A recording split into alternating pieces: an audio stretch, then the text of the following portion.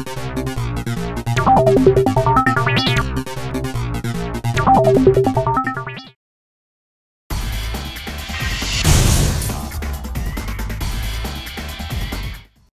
Fuse Factory is an art and technology initiative. We have a once-a-year exhibition called Ignition, and this year's theme is Natural and Unnatural. But really what's going on with our submissions is we're taking the world of science and technology and art and performance and pulling them together with this show.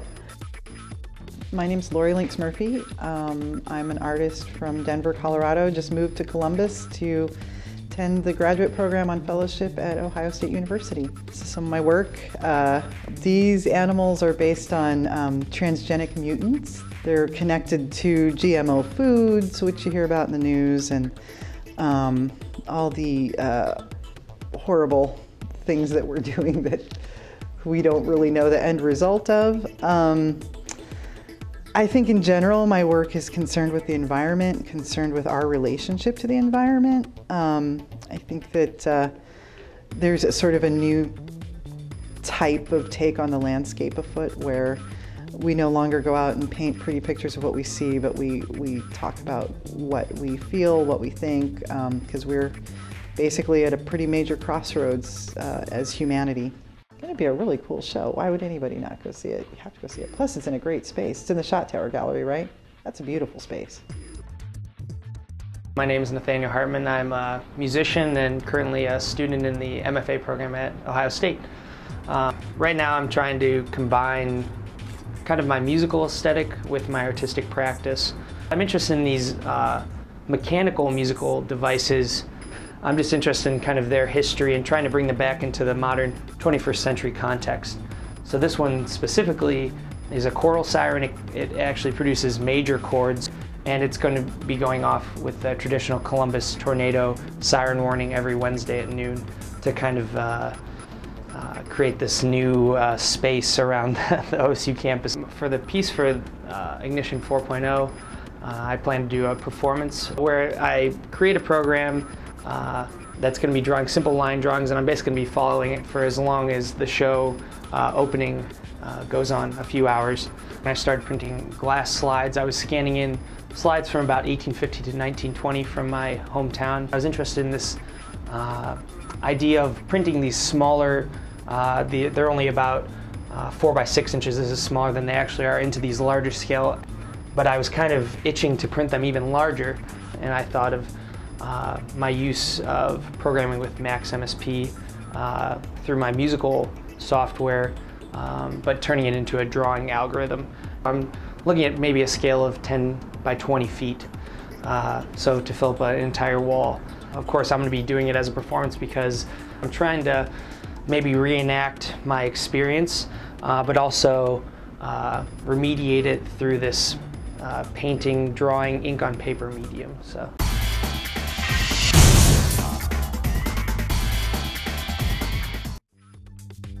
I'm Jesse Heminger. I'm a post-MFA fellow at OSU, and I'm in the art and technology area. At Ignition, I'm going to be showing 3 old videos as well as 3 new installations, interactive video installations. So this piece is called Jump. The first piece is called Spin. And the third piece is called Run. The third piece is probably the most complicated conceptually, or well, in terms of what I'm doing with the video. So we'll capture a slow motion video of people running in front of the camera. If we think about it, video, as we all know, has sort of a height dimension and a width dimension.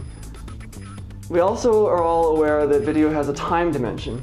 Now, what if we think of the time dimension as a spatial dimension instead of as a temporal dimension, and look at our video data as sort of, here's a single frame, and of course that process continues and continues and continues, and you can see that this video, which is normally thought of as a, a two-dimensional thing, becomes this three-dimensional object. Like any three-dimensional object, we can view it from different angles. We can take it and rotate it. So What I'm doing with the third piece is taking the video of people running past the camera, and now we're going to look at it from this side. So we have our little eyeball looking from this angle, and what we get now is the normal progression through space, which is normally represented on the horizontal axis, is now replaced by a progression through time.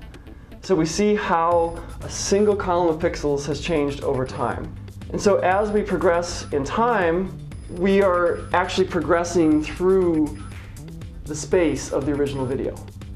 So we have this interesting transformation where the horizontal space and the time have been swapped. And it's fairly simple, but the results are eerie. You have something that's both recognizable, but at the same time distorted and fluid in a very odd way.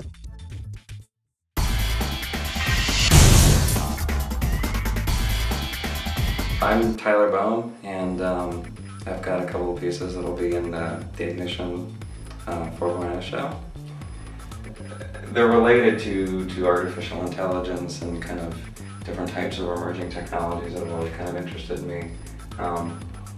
But, you know, just kind of in aesthetic terms, they've always been these sort of interlocking components that are, you know, a little bit game-like. These types of things, which are, like this one is actually made out of plexiglass, and then some of the other ones are made kind of out of museum board or wood or any other type of materials. I want to do stuff that's abstract, but like ultimately what I want to do is an object.